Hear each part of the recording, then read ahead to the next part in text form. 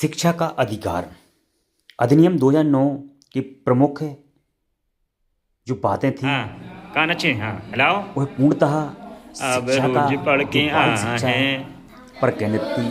6 से 14 वर्ष की आयु के बच्चों के लिए न कान हमारे शिक्षा ताड़े का हैं। अधिकार अधिनियम 2009 के जो प्रमुख हाँ उद्देश्य या प्रमुख लक्ष्य थे वह निःशुल्क और अनिवार्य शिक्षा, यह सुनिश्चित करना कि 6 से 14 वर्ष की आयु के प्रत्येक बच्चों को उसकी प्राथमिक शिक्षा पूरी होने तक किसी भी प्रकार का शुल्क या खर्च वहन किए बिना स्कूल में प्रवेश, उपस्थिति और शिक्षा पूरी करने का अधिकार है। शिक्षा का मानक अधिनियम में यह सुनिश्चित करने के लिए मानक और मानदंड निर्धारित किए गए हैं कि दी जाने वाली शिक्षा की गुणवत्ता अच्छी हो। इसमें शिक्षक, छात्र, अनुपात, भवन और बुनियादी ढांचे से संबंधित मानक शामिल हैं।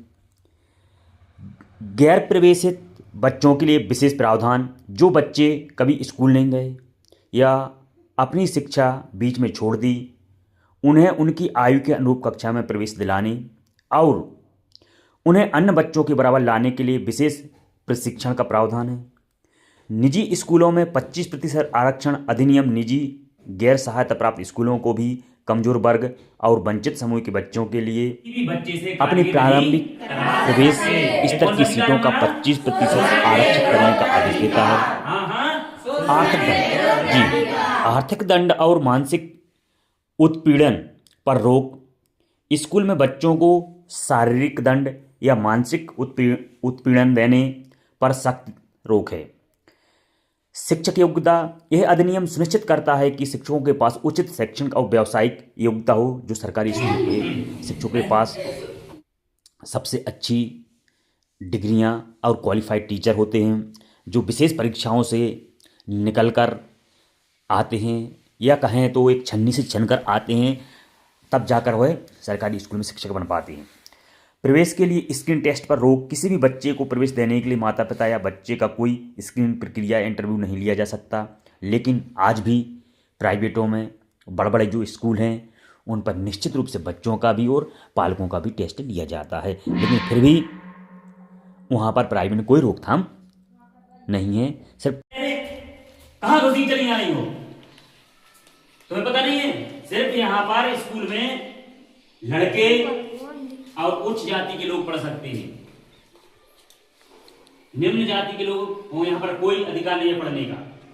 तुम लोग नहीं पढ़ सकते। जाओ अपने यहाँ पर, अपने गांव जाओ। हम लोग एक छोटे से गांव से और छोटे से किसानों के बच्चे हो, नहीं पढ़ सकते तुम लोग।